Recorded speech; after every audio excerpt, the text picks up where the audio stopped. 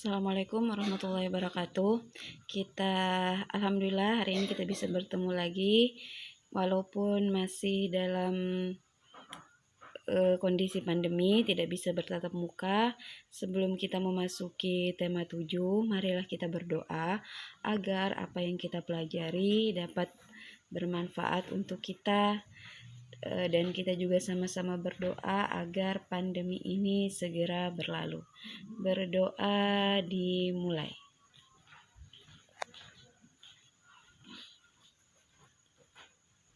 Selesai. Alhamdulillah kita hari ini sudah memasuki tema 7. Bagaimana kabar kalian? Insya Allah selalu sehat ya, dan selalu dalam lindungan Allah. Nah, Alhamdulillah kemarin sudah ada beberapa anak yang mengumpulkan tugas tema 6-nya.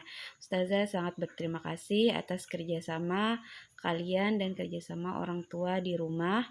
Dan juga Ustazah harap bagi anak-anak yang belum mengumpulkan tugas dan kewajibannya, dimohon untuk segera mengerjakannya. Jangan terlalu santai, kerjakan dengan serius, dengan baik, karena takutnya kalian menunda-nunda pekerjaan, itu nanti pekerjaannya lama-kelamaan akan menumpuk. Oke, kita masuki mata pelajaran PKN di tema 7 ini. Kalian pasti di rumah sering menggunakan bahasa sebagai alat komunikasi. Nah, di mana kita tahu sendiri keragaman bahasa di Indonesia itu sangat banyak sekali. Ada berbagai macam bahasa yang ada di negara Indonesia. Nah, bahasa-bahasa daerah yang berasal dari berbagai suku itu disatukan dengan bahasa nasional, yaitu bahasa Indonesia. Tapi akhir-akhir ini bahasa itu terancam punah, apalagi bahasa yang tidak memiliki generasi muda yang menggunakan bahasa ibu atau bahasa daerahnya. Jadi, walaupun kita misalnya tinggal di perkotaan, tetap lestarikan bahasa daerah, karena tata nilai budaya itu tersimpan dalam bahasa daerah itu yang berperan menjaga budaya yang ada di daerah kita tersebut. Nah, selain keragaman bahasa yang ada di Indonesia, juga kita ketahui ada keragaman agama, di mana sejak dulu warga Indonesia itu dijamin haknya untuk memeluk keyakinan dan kepercayaannya masing-masing. Jadi, warga negara Indonesia itu bebas memilih agama apa aja yang ingin mereka peluk. Ada 5 agama yang diakui di negara Indonesia, antara lain Islam. Islam menjadi agama mayoritas, artinya agama yang memiliki banyak pemeluk. Kedua ada Katolik, Kristen, Hindu, Buddha, dan Konghucu. Dan kita ketahui, kita patut bersyukur bahwa Indonesia termasuk negara dengan populasi atau jumlah penduduk terbanyak yang memeluk agama Islam. Nah, ketiga adalah keragaman bentuk rumah adat. Kalian sudah tahu di tema 6 kemarin kita mengerjakan tugas tentang keragaman suku daerah. Salah satunya di situ kalian menyebutkan ada rumah adat. Keragaman rumah adat ini mencerminkan kemampuan nenek moyang Indonesia sebagai arsitek andal. Tidak hanya unik, rumah adat mengandung makna dan simbol tertentu. Semua ini disesuaikan adat istiadat setiap daerah. Ini kalian pasti sudah pernah melihat beberapa contoh rumah adat yang ada di Indonesia. Nah, selain keragaman bentuk rumah adat, di Indonesia juga keragaman pakaian adat. Antara berbagai suku itu pasti berbeda. Misal saja, di antara suku yang tinggal di daerah Kalimantan Selatan dan suku yang berada di daerah Sulawesi Selatan itu sangat berbeda. Kalau misalnya di Kalimantan Selatan, pakaian adatnya itu pakaian adat Banjar. Kalau di Sulawesi Selatan itu ada namanya baju bodo. Nah, di beberapa daerah, pakaian adat dikelompokkan sesuai kedudukan atau status pemakainya dalam masyarakat. Contohnya, pakaian raja akan berbeda dengan pakaian ke rakyat biasa. Selanjutnya ada keragaman tarian. Ini menggambarkan tradisi dan tata cara kehidupan penduduk di suatu daerah. Tarian biasanya menjadi ciri khas pertunjukan pada upacara adat atau peristiwa penting. Salah satu tarian adat yang sudah mendunia adalah tari Seman yang berasal dari Aceh dan tari kecak yang berasal dari Bali. Nah, selanjutnya ada keragaman alat musik di mana alat musik setiap daerah juga berbeda-beda. Alat musik daerah biasa digunakan untuk mengiringi tarian khas daerah. Beberapa faktor penyebab keberagaman masyarakat antara lain faktor letak wilayah Indonesia yang sangat strategis. Ini yang menyebabkan keberagaman yang terjadi adalah keberagaman budaya, ras, agama, dan bahasa. Faktor kondisi negara kepulauan. Faktor perbedaan kondisi alam, faktor keadaan transportasi dan komunikasi, yang terakhir faktor penerimaan masyarakat terhadap perubahan.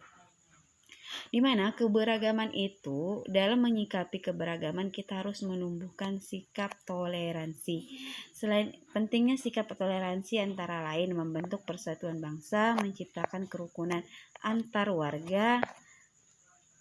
Ketiga, memunculkan rasa nasionalisme dan bangsa terhadap bangsa dan negara Indonesia, memperkukuh negara kesatuan Republik Indonesia. Banyak bentuk tindakan yang mencerminkan sikap toleran dalam keragaman antara lain menghargai perbedaan dalam masyarakat.